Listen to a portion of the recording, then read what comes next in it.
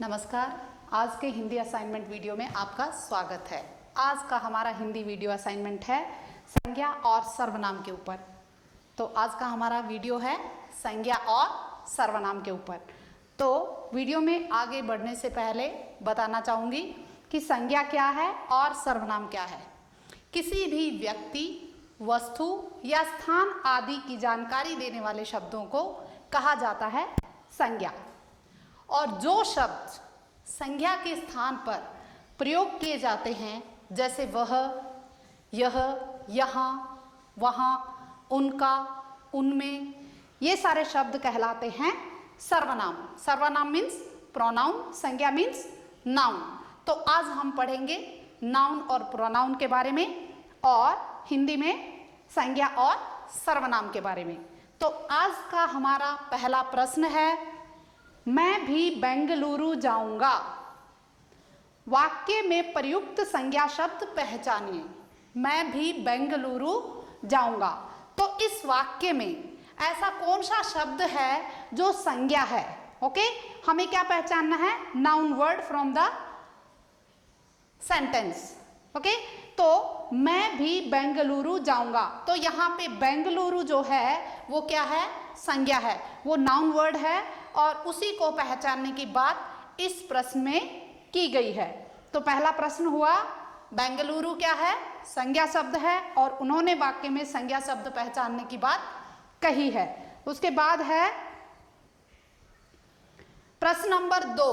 प्रश्न नंबर 2 में बात की गई है, रेलगाड़ी से राजस्थान की यात्रा करूंगी। रेखांकित शब्द का शब्द भेद पहचानिए। रेलगाड़ी से राजस्थान की यात्रा करूंगी। तो यहां पर रेखांकित का अर्थ होता है अंडरलाइन वर्ड। ओके, रेखांकित शब्द का शब्द भेद पहचानिए। तो रेलगाड़ी से राजस्थान, तो यहां पर रेखांकित शब्द है राजस्थान।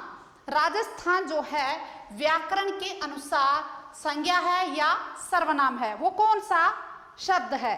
तो राजस्थान क्या है? एक स्थान का नाम है, जैसे कि हमने बताया। तो राजस्थान क्या होगा? संज्ञा शब्द। So it is a noun. Will go for the next question. So हमारा तीसरा प्रश्न है, इसे नॉरीज कहा जाता है। इसे नॉरीज कहा जाता है। वाक्य में प्रयुक्त सर्वनाम शब्द पहचानिए। तो यहां पर जो सेंटेंस दिया है, जो वाक्य दिया है, उसमें हमें पहचानना है क्या? सर्वनाम शब्द। सर्वनाम शब्द जो है उस वाक्य में कहां पर दिया गया है? कौन सा शब्द वहां पर सर्वनाम है? सर्वनाम मीन्स प्रोनाउन। तो इसे जो है, जो शब्द है, इसे नॉरीज कहा जाता है। सो नॉरीज की पहचान बताने वाला शब्द है इसे। तो ये इसे शब्द जो है नॉरीज, गाड़ी की ओर इशारा करता है कि इसे नॉरीज कहा जाता है। तो इसे शब्द जो है वाक्य में सर्वनाम का काम कर रहा है। अगला प्रश्न है प्रश्न नंबर 4। प्रश्न नंबर 4 में पूछा गया है, जूलिया क्या तुम इस बस में बैठी हो? यहां पर प्रश्न किया गया है, जूलिया क्या तुम इस बस में बैठी हो? रेखांकित शब्द का शब्द भेद पहचानिए। तो यहां पर रेखांकित शब्द कौन सा है? तुम। तो इस वाक्य में जो अंडरलाइन वर्ड है वो है तुम। तो ये तुम जो है वाक्य में किस भेद की बारे में जानकारी देता है? कौन सा भेद है ये? यस, आज हम बात कर रहे हैं संज्ञा और सर्वनाम की। क्या तुम शब्द संज्ञा है या सर्वनाम है? यस, तो यहाँ पे तुम शब्द जो है सर्वनाम की हमें जानकारी देता है। तो ये क्या है? सर्वनाम शब्द। सो जूलिया क्या तुम इस बस में बैठी हो? तो यहाँ पर इस प्रश्न के अंदर जो तुम शब्द है वो है सर्वनाम। अगला प्रश्न, प्रश्न नंबर 5। तो हम जाते हैं प्रश्न नंबर 5 पर। योग करवाया जाएगा। योग करवाया जाएगा। रेखांकित शब्द का शब्द भेद पहचानिए। जो यहाँ पे वाक्य है योग करवाया जाएगा, तो यहाँ पर इस वाक्य में जो शब्द रेखांकित है, जिसको रेखा से अंकित किया गया है, जिसको अंडरलाइन किया गया है, वो शब्द जो है क्या है? क्या वो संज्ञा शब्द है या सर्वनाम शब्द है? तो हाँ, तो यहाँ पे योग जो है संज्ञा शब्द है। ओके, योग जो है किसी नाम की जानकारी हमें देता है, तो इसलिए वो क्या है? संज्ञा शब्द है। ओके, सो मुझे बुधवार को पिताजी के साथ कहीं जाना है। मुझे बुधवार को पिताजी के साथ कहीं जाना है। रेखांकित शब्द का शब्द भेद पहचानिए। तो यहाँ पे रेखांकित शब्द क्या है? बुधवार। बुधवार क्या होता है? वेडनेसडे। तो यहाँ पर बुधवार को पूछा गया है कि जो रेखांकित किया गया है वाक्य के अंदर, उस शब्द को कौन सा शब्द कहा जाता है? क्या वो व्याकरण के अनुसार संज्ञा शब्द है या सर्वनाम? हाँ, तो हम बता देते हैं कि वो है संज्ञा शब्द, क्योंकि वो किसी वार का नाम है। ओके, तो इसलिए वो होगा संज्ञा शब्द। ओके, अगला प्रश्न है प्रश्न नंबर 7।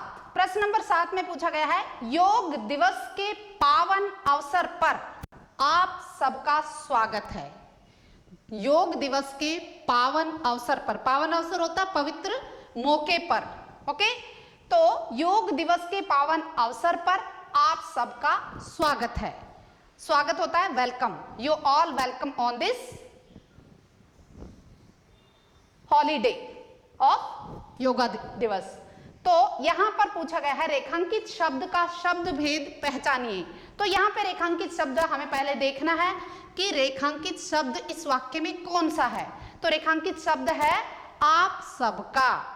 आप सबका जो है वो व्याकरण के अनुसार, व्याकरण के अकॉर्डिंग वो क्या है? वो संज्ञा है या सर्वनाम है?